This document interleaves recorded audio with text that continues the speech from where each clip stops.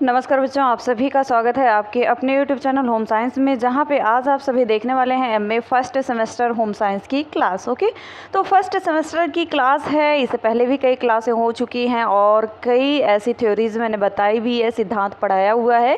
ठीक, तो आज का सिद्धांत है वाइगोत्स्की का सिद्धांत, जो इन्होंने ह्यूमन डेवलपमेंट के ऊपर दिया था। ठीक, तो आज का सिद्धांत बहुत इंपॉर्टेंट है, वेरी इंपॉर्टेंट है। ये टेट, सी टेट और जो भी टीचिंग एग्जाम होते हैं उसमें बहुत ही फेमस है वाइगोत्स्की जी। ठीक, क्योंकि ह्यूमन डेवलपमेंट जो होता है, मानव विकास होता है, या कह सकते हैं चाइल्ड डेवलपमेंट होता है, उसमें वाइगोत्स्की के सिद्धांत बहुत ही मायने रखते हैं। ठीक, तो आज का बहुत ही इंपॉर्टेंट सेशन होने वाला है एमए फर्स्ट सेमेस्टर में। ये वाइगोत्स्की का सिद्धांत, पियाजे का सिद्धांत मैंने पढ़ाया हुआ है, स्किनर का सिद्धांत पढ़ाया है, अल्बर्ट बंडूरा जी का सिद्धांत पढ़ाया है। ठीक, ये सभी सिद्धांत आप देख लेना। ओके, ये सारे सिद्धांत वेरी इंपॉर्टेंट है। आज के सेशन में अभी वाइगोत्स्की के बारे में जो पढ़ेंगे वो बहुत ही इंपॉर्टेंट होने वाला है।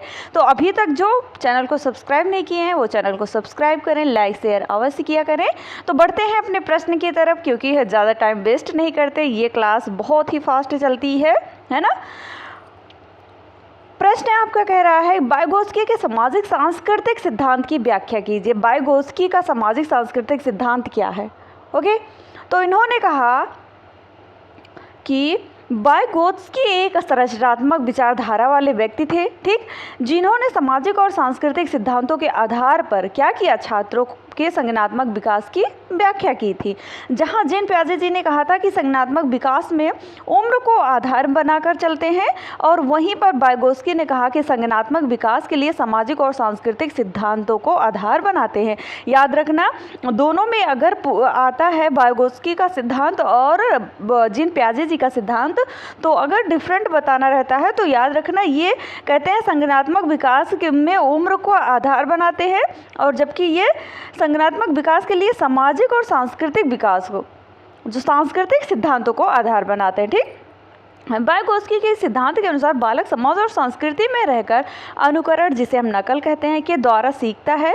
इनके अनुसार बालक समाज के साथ अंतःक्रिया करके अपना विकास करता है। वाइगोत्स्की अपने सिद्धांतों का प्रतिपादन समाज को केंद्र में रखकर करते हैं। ओके, वाइगोत्स्की ने कहा कि बालक के संज्ञानात्मक विकास में सामाजिक अंतःक्रिया, भाषा, संस्कृति को महत्वपूर्ण स्थान देते हैं। उनके संज्ञानात्मक विकास के ये 3 तत्व आधार हैं। अर्थात ये 3 तत्व कौन कौन से हैं, आइए जानते हैं। अपने सिद्धांत को संपूर्ण व्याख्या इन तीनों के आधार पर बनाकर करते हैं। ये 3 कौन कौन से हैं? सबसे पहले आता है आपका सामाजिक अंतःक्रिया, सेकंड है भाषा, और थर्ड है संस्कृति। इन्हीं 3 को वाइगोत्स्की सबसे मेन मानते हैं। ठीक, सामाजिक अंतःक्रिया में क्या कहते हैं कि वाइगोत्स्की के अनुसार बालक समाज से दिशा निर्देश प्राप्त करता है। एक समाज, एक सोसाइटी से ही वो किसी भी दिशा, डायरेक्शन, निर्देश प्राप्त करता है। ठीक, अपना संज्ञानात्मक विकास करते हैं, और विकास की इस प्रक्रिया को वह अनुकरण को आधार बनाकर करते हैं। भाषा में वाइगोत्स्की जी कहते हैं कि संज्ञानात्मक विकास के लिए भाषा को एक उपकरण मानते हैं, जिसकी सहायता से बालक क्या करता है, समाज और संस्कृति के साथ रहकर अंतःक्रिया का कार्य करता है। और वाइगोत्स्की के अनुसार भाषा के अभाव में व्यक्ति अपना संज्ञानात्मक विकास नहीं कर सकता।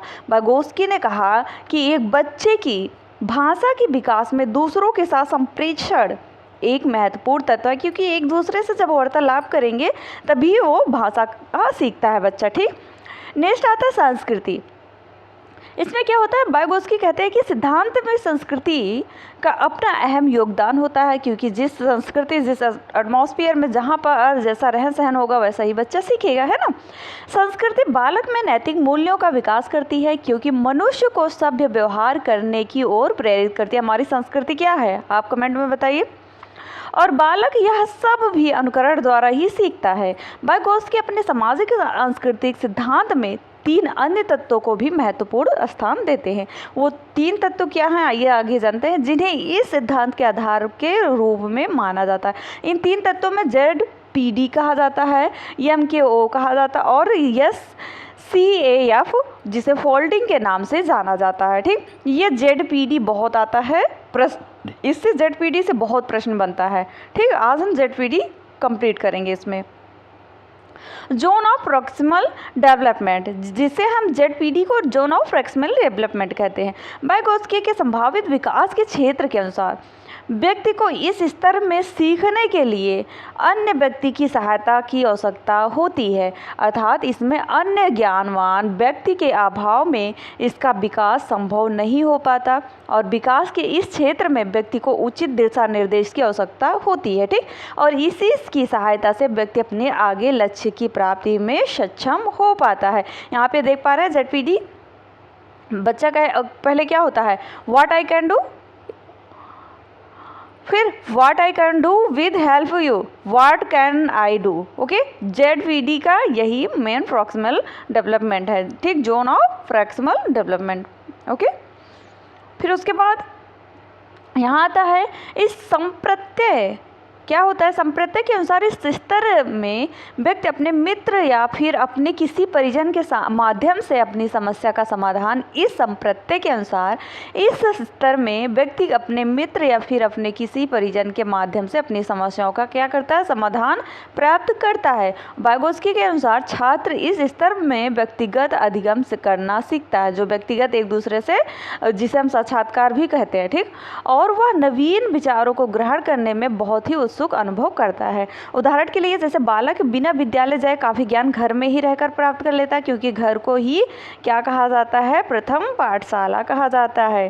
परंतु जिन बिंदुओं में उनको समस्या आती है, उन बिंदुओं से उत्पन्न समस्या के समाधान हेतु वह अध्यापक एवं अपने मित्रों की सहायता लेकर सीखता है और इसी को वाइगोत्स्की के अनुसार जेडपीडी की संज्ञा दी जाती है। अधिक जानकार अन्य व्यक्ति, जैसे नॉलेजेबल अदर एमक्यू, इसका अर्थ होगा, ठीक, एमक्यू का।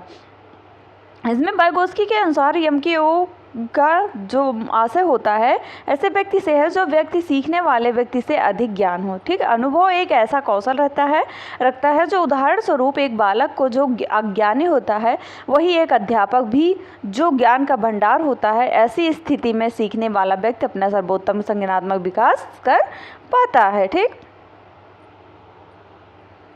सॉरी बच्चों, एक मिनट।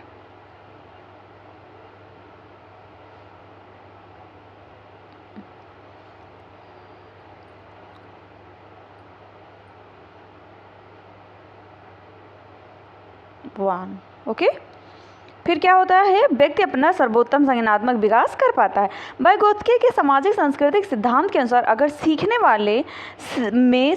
वाले से अधिक बुद्धि होगी या उसके समान बुद्धि होगी, अगर बच्चा है उसे अपने टीचर से ज़्यादा ज्ञान है, टीचर से ज़्यादा बुद्धि है, तो ऐसी स्थिति में बालक का क्या होगा, संज्ञानात्मक विकास भली भांति नहीं हो पाएगा। और सामान्य शब्दों में बालक का संज्ञानात्मक विकास करने हेतु सीखने वाले व्यक्ति के पास सीखने वाले व्यक्ति से अधिक ज्ञान होना आवश्यक होता है। इसी को वाइगोत्स्की का मोर नॉलेजेबल ऑदर कहा जाता है। जैसे कि एक बच्चा है, अगर वो टीचर है, उसके पास कोई नॉलेज ही नहीं है, वो पढ़ा रहा है, अगर वो बच्चा उससे ज़्यादा नॉलेज रखता है और वो कुछ टीचर से पूछता है, वो उसका आंसर दे ही नहीं पाएगा, क्योंकि बच्चा ही वो टीचर से ज़्यादा नॉलेज है बच्चे को ही। तो ये क्या होगा, मोर नॉलेजेबल ऑदर। ओके, ढांचा, जिसे हम स्कैफोल्डिंग बोलते हैं, स्कैफोल्डिंग, इसे ढांचा। वाइगोत्स्की के अनुसार इसके प्रश्न बहुत इंपॉर्टेंट है, ठीक।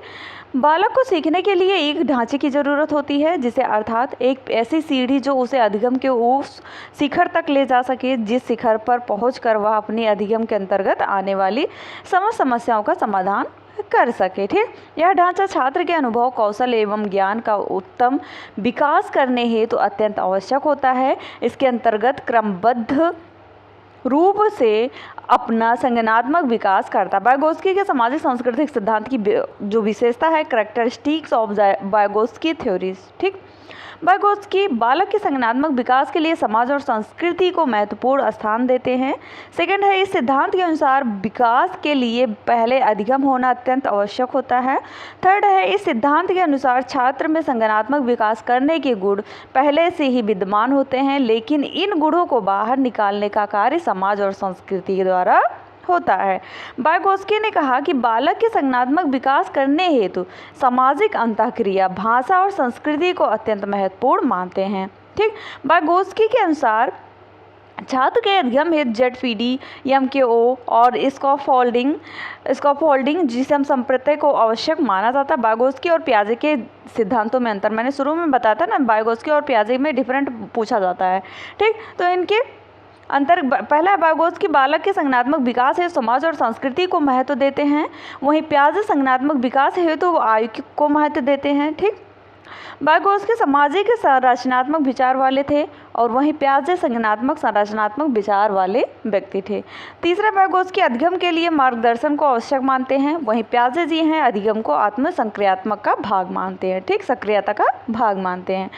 4 है, वाइगोत्स्की के अनुसार बालक में पहले विचारों का जन्म होता है, बाद में भाषा का, वहीं पियाजे जो है वो ठीक इसके विपरीत मानते हैं। ठीक, शिक्षा में वाइगोत्स्की के सिद्धांत की भूमिका देख लेते हैं, यही लास्ट पेज है। ठीक, role of Vygotsky theories in education. Okay, शिक्षा के क्षेत्र में वाइगोत्स्की का सिद्धांत बहुत ही अहम योगदान देता है, क्योंकि इस सिद्धांत का उपयोग वर्तमान शिक्षा प्रणाली में छात्रों को अधिगम कराने हेतु किया जाता है। यह सिद्धांत अध्यापक को विश्वास दिलाता है कि उनके द्वारा छात्रों का उत्तम तरीके से संज्ञानात्मक विकास किया जा सकता है। यह किसी जटिल प्रकरण को सरल बनाने एवं शिक्षण प्रक्रिया को प्रभावशाली बनाने हेतु अत्यंत लाभदायक है। वाइगोत्स्की का यह सिद्धांत बालक को समाज और संस्कृति से जोड़ने का कार्य करता है, जो छात्र के नैतिक मूल्यों का विकास करने में सहायक होता है। यहीं पर वाइगोत्स्की ने कहा कि सामाजिक सांस्कृतिक सिद्धांत अधिगम के सिद्धांत का एक महत्वपूर्ण भाग भी होता है। यह छात्रों के विकास में समाज और संस्कृति की भूमिका को दर्शाने का कार्य करता है। ठीक, यह छात्रों के संज्ञानात्मक विकास हेतु समाज द्वारा प्राप्त मार्गदर्शन एवं दिशा निर्देशों को महत्वपूर्ण स्थान देता है। ठीक, जबकि जिन पियाजे सिर्फ संज्ञानात्मक विकास पर जोर देते हैं और उनकी आयु के ऊपर। ठीक, जबकि वाइगोत्स्की जी कहते हैं समाज और संस्कृति भी बहुत ही इम्पोर्टेंट होती है।